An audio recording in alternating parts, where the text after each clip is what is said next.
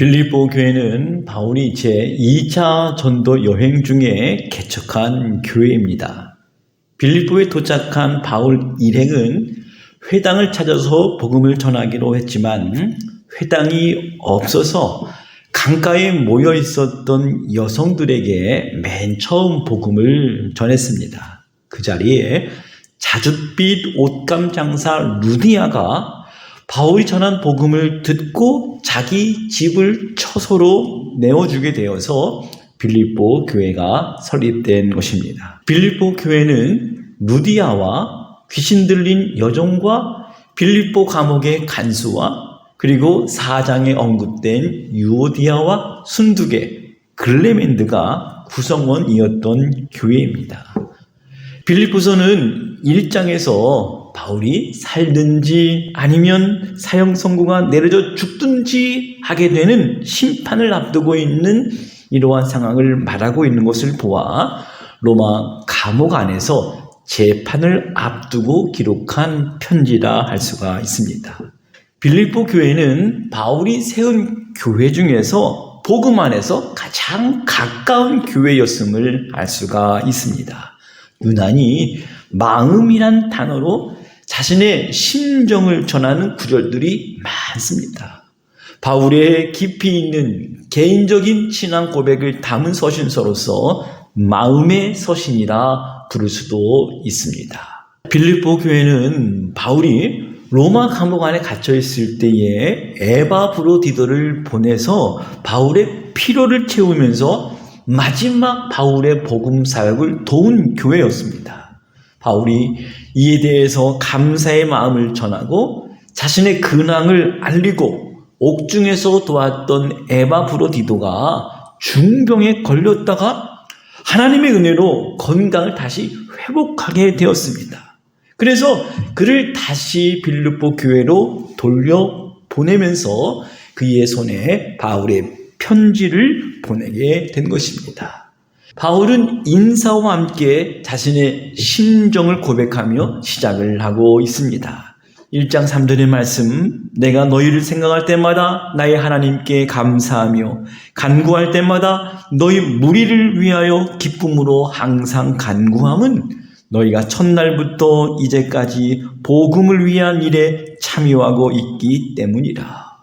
여기에서 첫날이란 바울이 마게도냐 지방에 건너가서 복음을 전하기 시작한 첫째 날을 의미합니다.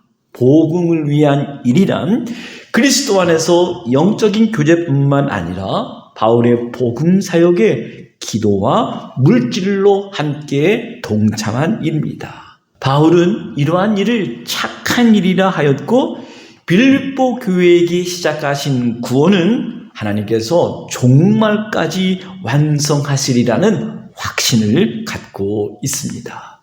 1장 6절에 보면 너희 안에서 착한 일을 시작하신 이가 그리스도 예수의 날까지 이루실 줄을 우리는 확신하노라. 그리고 서신서 마지막 부분에서 시작할 때 고백했던 감사의 마음을 다시 한번 되풀이하고 있습니다. 4장 15절로 확인해 보실까요? 빌립보 사람들아 너희도 알거니와 복음의 시초에 내가 마게도냐를 떠날 때에 주고받는 내 일에 참여한 교회가 너희 외에 아무도 없었느니라. 데살로니가에 있을 때에도 너희가 한 번뿐 아니라 두 번이나 나의 쓸 것을 보내었도다. 바울은 복음 안에서 교회를 향한 사랑과 감사의 마음을 진심으로 전하고 있습니다. 그래서 빌립보서는 그리스도의 심장이 고동치는 사랑의 서신서다 말할 수도 있습니다. 1장 8절에 보면 내가 예수 그리스도의 심장으로 너희 무리를 얼마나 사모하는지 하나님이 내 증인이시라 고백합니다. 이어서 바울은 자신을 염려하는 빌립보 교인들을 향해서 근황을 전합니다. 1장 12절에서 26절에 자신이 감옥에 갇혀 있는 일로 인해서 복음 전하는 일에 치명적인 타격을 받는 것은 아닐까 생각하는 교인들에게 오히려 그로 인하여 복음이 더욱 전파되었다는 사실을 알리고, 그리고 바울의 매임 상태가 시대 안과 밖의 모든 사람들에게 알려지게 되어서 형제들 중에 바울이 매였다는 사실을 보면서 더욱더 담대하게 복음을 전한 사람들도 있었다는 것입니다. 그런데 바울에 대해서 경쟁심을 갖고 있었던 사람들도 있었습니다. 그러나 그들이 그리스도를 전하는 일에 있어서 같은 마음으로 행했기 때문에 오히려 바울은 기뻐할 수 있었다 고백한 것입니다. 1장 18절에 보면 그러면 무엇이냐? 거칠애로 하나 참으로 하나 무슨 방도로 하든지 전파되는 것은 그리스도니 이로써 나는 기뻐하고 또한 기뻐하리라 고백합니다. 바울의 그리스도를 향한 순전한 마음, 복음의 사도로 어떠한 기대와 소망이 있었는지 1장 20절에서 보여주고 있습니다. 어떠한 상황에서도 복음을 전하고자 했던 바울의 열정을 확인할 수가 있습니다. 나의 간절한 기대와 소망을 따라 아무 일에든지 부끄러워하지 아니하고 지금도 전과 같이 온전히 담대하여 살든지 죽든지 내 몸에서 그리스도가 존귀하게 되게 하려 하나니 이제 내게 사는 것은 그리스도니 죽는 것도 유익함이라. 바울은 자신의 심정과 신앙 고백을 한 후에 1장 27절부터 빌립보 교회를 향한 복음에 합당한 생활을 권면합니다. 바울의 복음 사역에 동참했던 빌립보 교회도 내부적으로 분열과 다툼이 있었다는 것을 알 수가 있습니다. 그래서 바울은 복음 안에서 한 마음을 가지고 한 뜻으로 복음의 신앙을 위해서 협력할 것과 은혜 안에서 고난을 받고 환난을 받는 것을 두려워하지 말라 권면한 것입니다. 바울은 이러한 모든 문제의 해결 핵심으로 겸손의 덕을 강조했습니다. 2장 3절에 보면 오직 겸손한 마음으로 각각 자기보다 남을 낮게 여기고 각각 자기 일을 돌볼 뿐더러 또한 각각 다른 사람들의 일을 돌보아. 바울은 겸손은 예수 그리스도에게서 나온 것이고 예수 그리스도의 마음을 품는 것이 교회의 하나됨의 결정적 해결 책임을 강조한 것입니다. 초대교회의 그리스도의 찬송시나 불리는 빌립보서 2장 5절 이하의 말씀입니다. 바울은 자기를 낮추고 십자가에 죽기까지 복종하신 그리스도 예수의 마음을 품으라 말씀합니다. 2장 5절의 말씀, 너희 안에 이 마음을 품으라 곧 그리스도 예수의 마음이니 그는 근본 하나님의 본체시나 하나님과 동등됨을 취할 것으로 여기지 아니하시고 오히려 자기를 비워 종의 형체를 가지사 사람들과 같이 되셨고 사람의 모양으로 나타나사 자기를 낮추시고 죽기까지 복종하셨으니 곧 십자가에 죽으십니다. 이어서 2장 19절에서 30절에서는 그리스도 예수의 마음을 품고 자신을 도와 희생적으로 사역한 디모데와 에바브로디도의 본을 제시하면서 다시 감사의 마음을 전합니다. 바울이 로마 감옥에 있을 때에 누가와 디모데가 함께 있었습니다. 그런데 디모데를 빌립보 교회에 보내겠다고 한 것입니다. 왜냐하면 빌립보 교회가 보낸 에바브로디도로 인해서 걱정하고 있는 교회를 위로하고 바울의 사정과 형편을 알리기 위함이었습니다. 이어서 기적적으로 병이 나은 에바브로디도를 빌립보 교회에 다시 보내면서 바울의 편지를 전달한 것입니다. 바울은 디모데와 에바브로디도를 어떻게 평가했을까요? 디모데에 대해서는 너희 사정을 진실이 생각할 자가 디모데밖에 내게 없다 할 정도로 영적으로 깊은 관계였고, 에바브로 디도는 나의 형제, 함께 수고하고 함께 군사된 자요, 너희가 보내준 자로서 내게 쓸 것을 도와준 자, 그리스도의 일을 위하여 죽기에 이르러도 자기 목숨을 돌보지 아니한 자라 평가했습니다. 복음 안에서 바울과 빌립보 교회와의 관계가 어떠했는지를 알 수가 있습니다. 바울에 대한 깊은 신뢰와 애정이 있었던 교회, 바울과 함께 복음의 멍에를 메고 그리스도 예수의 마음을 함께 나눌 수 있었던 빌립보 교회와의 아름다운 관계입니다. 다시 바울은 빌립보 교회의 문제에 대해서 언급을 했습니다. 빌립보 교회 안에도 거짓 복음을 전하는 자들이 있었습니다. 이들은 유대주의자들, 즉 율법주의자들이었는데 바울은 이들을 향해서 개들이라고 했고 행악하는 자들이라 하였고 손할례당이라 부르면서 이들을 삼가라 말한 것입니다. 이에 대해서 바울은 성령으로 예배하고 그리스도 예수를 자랑하고 육체를 신뢰하지 말고 하나님을 신뢰할 것을 강조합니다. 3장 3절 말씀으로 확인해 보겠습니다. 하나님의 성령으로 봉사하며 그리스도 예수로 자랑하고 육체를 신뢰하지 아니하는 우리가 곧 할례파라 말씀한 것입니다. 이 말씀에 이어서 바울 자신의 삶을 간증하면서 권면합니다.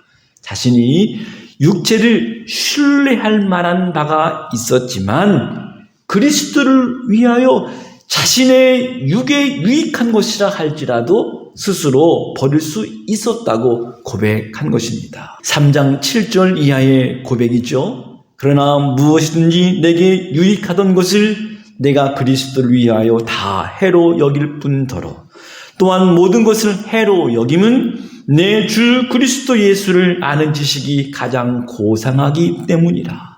내가 그를 위하여 모든 것을 잃어버리고 배설물로 여김은 그리스도를 얻고 그 안에서 발견되려 함이니.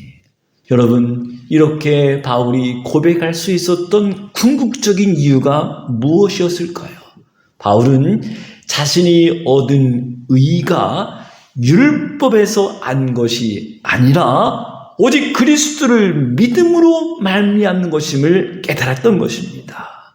그래서 바울은 그리스도를 얻고 그 안에서 발견되기를 원했습니다. 더 나아가 부활의 권능에 참여하기를 원했습니다. 그럼에도 바울은 아직 나는 다 얻은 것도 아니고 온전히 이룬 것도 아니다. 오직 그리스도 예수께 잡힌 바 되어 하나님이 위에서 부르신 부름의 상을 위하여 달려갈 것이라 확신하면서 그의 믿음의 간증을 마치고 있습니다. 바울은 자신의 고백과 간증 후에 우리가 하늘에 시민권이 있는 자임을 알고 십자가의 원수로 행하지 말고 땅의 일을 생각하는 자들을 본받지 말고 하늘로부터 오는 주 예수 그리스도를 기다리는 자가 되어라 말씀한 것입니다. 바울이 예수 그리스도를 어떻게 묘사했을까요? 3장 21절에 보면 그는 만물을 자기에게 복종하게 하실 수 있는 자의 역사로 우리의 낮은 몸을 자기 영광의 몸의 형체와 같이 변하게 하시리라. 우리의 몸이 예수님과 같은 몸으로 변할 것을 확신한 것입니다. 이제 바울은 4장에서 목회자로서 빌립보 교회를 향한 마음이 담긴 사랑과 감사를 전하면서 따뜻한 권면을 하고 있습니다. 그 어느 교회보다도 복음 안에서 함께 교제했던 빌립보 교회를 향해서 나의 사랑하고 사모하는 형제들, 나의 기쁨이요 멸류관인 사랑하는 자들아 부르면서 이와 같이 주 안에 서라 가르친 것입니다. 그리고 바울은 유오디아와 순두계에게 주 안에서 같은 마음을 품으라 부탁을 하고, 그리고 참으로 나와 멍에를 같이 한 너라고 부르는 그 한 사람을 지목하면서 너는 복음에 나와 함께 힘쓰던 글레멘도와 그 외에 나의 동역자를 도와달라 부탁을 합니다. 아마도 빌립보 교회의 대표자였을 것입니다. 그리고 주를 믿는 자들에게 마지막 부탁을 전했습니다. 바울이 전하고자 했던 말씀 중에 가장 강조하고 싶었던 마지막 메시지라고 할 수가 있습니다. 4장 4절에 보면 주 안에서 항상 기뻐하라. 내가 다시 말하노니 기뻐하라. 너희 관용을 모든 사람에게 알게 하라. 주께서 가까우시니라 말씀한 것이죠. 바울은 주를 믿는 자들로서 항상 기뻐하라고 거듭 권하였습니다. 바울이 그가 매임 상태에 있었지만 복음이 전파되는 것을 믿을 수 있었기에 기뻐할 수 있었습니다. 왜냐하면 그리스도 안에서 참된 평강을 누릴 수 있었기 때문입니다. 세상 사람들이 이해할 수 없는 환난 중에서도 기뻐할 수 있는 이유였습니다. 외부의 핍박과 내적인 분쟁 중에 기뻐할 수 있고 근심에 쌓여있는 빌립보 교인들에게 평강을 얻는 영적 비결을 가르치고 있습니다. 4장 6절에서 아무것도 염려하지 말고 오직 모든 일에 기도와 간구로 구할 것을 감사함으로 하나님께 아뢰라. 그러면 모든 지각에 뛰어난 하나님의 평강이 그리스도 예수 안에서 마음과 생각을 지키시리라 말씀한 것입니다. 이어서 평강을 얻는 또 한 가지의 방법을 가르칩니다. 4장 8절에 보면 끝으로 형제들아 무엇이든지 참되며 무엇이든지 경건하며 무엇이든지 옳으며 무엇이든지 정결하며 무엇이든지 사랑받을 만하며 무엇이든지 칭찬받을 만하며 무슨 덕이 있든지 무슨 기림이 있든지 이것들을 생각하라. 너희는 내게 배우고 받고 듣고 본 바를 행하라. 그리하면 평강의 하나님이 너희와 함께 하시리라. 바울은 이렇게 편지를 끝내려 하다가 빌립보 교회가 보내준 선물에 대해서 다시 감사의 말을 쓰고 있습니다. 바울은 자신은 그리스도 안에서 자족함을 배웠고 그리스도 안에서 하나님이 주시는 능력으로 내가 모든 것을 다 할 수 있다고 확신할 수도 있었습니다. 그럼에도 바울이 환난 중에 있을 때 빌립보 교회가 준 도움을 너희가 내 괴로움에 함께 참여하였으니 참 잘하였도다 하면서 고마움을 전하고 있습니다. 지난날 빌립보 교회가 자기에게 한 일을 회상하면서 마지막 축복의 말씀을 남기고 있습니다. 4장 19절 말씀, 나의 하나님이 그리스도 예수 안에서 영광 가운데 그 풍성한 대로 너희 모든 쓸 것을 채우시리라. 사랑하는 여러분, 옥중에서 그리스도로 충만한 바울이 쓴 편지를 받아든 빌립보 성도들은 어떠한 반응을 했을까요? 아마도 그리스도 안에서 서로 풍성한 영적 교제를 누리고 나누었을 것입니다. 우리가 빌립보서를 묵상하고 빌립보서의 말씀을 듣는 동안 모든 사역자들과 교인들과의 관계가 그리스도 안에서 아름다운 관계가 유지되고 회복되어지는 놀라운 은총이 우리 안에 깃들기를 주님의 이름으로 간절히 축원합니다.